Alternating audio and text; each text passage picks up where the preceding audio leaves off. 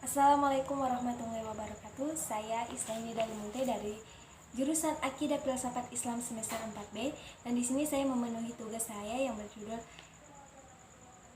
Metode Penelitian Islam dari mata kuliah MPI atau Metode Penelitian Ilmiah. Di sini saya akan menjelaskan terlebih dahulu latar belakangnya.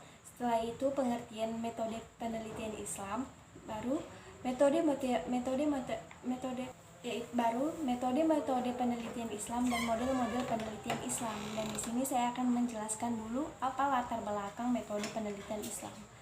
Penelitian Islam telah ada berabad-abad yang lalu, namun hanya berbentuk aktual atau perbuatan saja, tapi belum bisa dikatakan sebuah ilmu.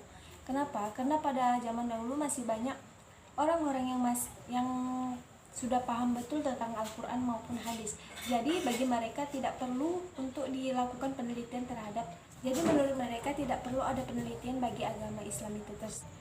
Namun setelah bertambahnya gejala-gejala yang ada dalam agama, yaitu terutama sosial dan budaya, memaksa para peneliti-peneliti Islam harus mengerahkan segala tenaganya untuk meneliti Islam ini. Maka mau tidak mau kita juga harus mengikuti perubahan sosial tersebut agar kita tidak jadi ketinggalan atau terbilang kuno. Di sini saya akan membahas tentang pengertian metode penelitian Islam. 1. Metode. Metode itu adalah cara, bentuk, atau pola, yaitu susunan. Dengan metode itu kita bisa menyusun atau membentuk sebuah pola.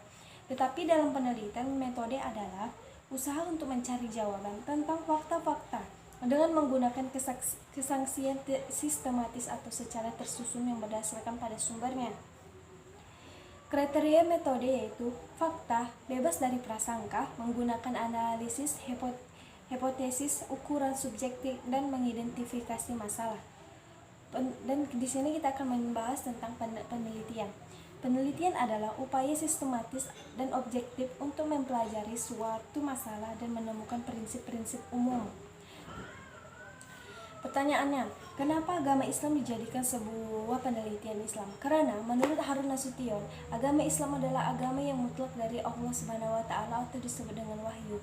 Dari situ kita harus mengkaji dan mendalaminya. Begitu juga dengan Al-Quran maupun hadis. Di situ kita bukan harus kita menelan mentah-mentah, tetapi kita harus menganalisis atau meneliti terlebih dahulu. Dan di sini kita masuk ke dalam metode penelitian Islam. Metode penelitian Islam itu ada dua. 1. Metode bayani.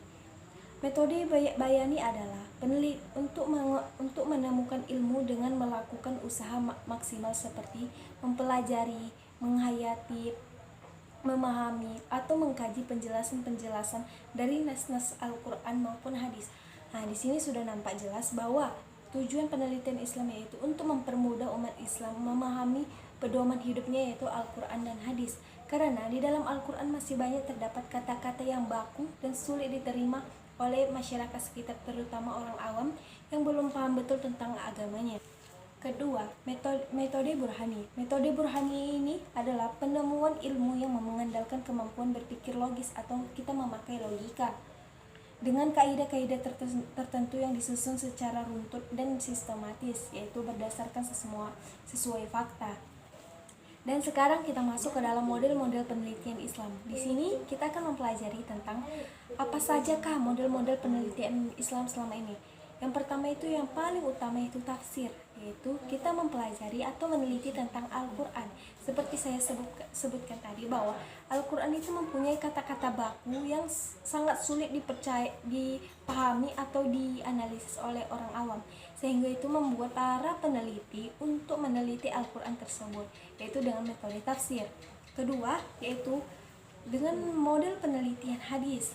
Ini pun perlu. Kenapa? Karena di era ini, bahkan di era para sahabat, sudah ada para nabi-nabi palsu yang mengatakan bahwa menciptakan sebuah hadis. Maka dari itu kita harus berfokus untuk menentukan apakah hadis itu sahih atau dhaif, apakah hadis itu memang berasal dari Rasulullah, apakah memang buatan saja. Dan yang ketiga yaitu model penelitian tasawuf. Tasawuf adalah ajaran yang mengajarkan hubungan rohania antara hambanya dengan Tuhannya, sehingga itu ini termasuk dalam model penelitian Islam. Dan yang keempat yaitu model penelitian ilmu kalam. Nah, di sini pasti kita tidak meragukan lagi kenapa harus ada model penelitian ilmu kalam. Karena ilmu kalam adalah berisi pikiran-pikiran para tokoh atau aliran-aliran sekte-sekte yang berada di dalamnya, yang harus dianalisis terlebih dahulu apakah itu benar, apakah tidak. Nah, dari sini, dari model ini kita bisa mengetahui apa aliran yang benar dan apa aliran yang sesat.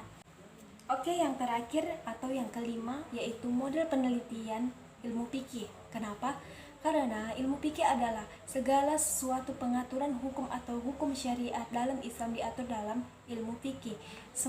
Maka dari itu dibuatlah model penelitian ilmu fikih tersebut. Sekian penjelasan dari saya. Saya mohon maaf apabila ada salah-salah kata atau kata-kata yang kurang sopan dalam video saya ini. Karena saya menyadari saya hanya manusia biasa dan saya baru belajar, dan kesempurnaan itu hanya milik Allah. Saya akhiri dengan Assalamualaikum warahmatullahi wabarakatuh.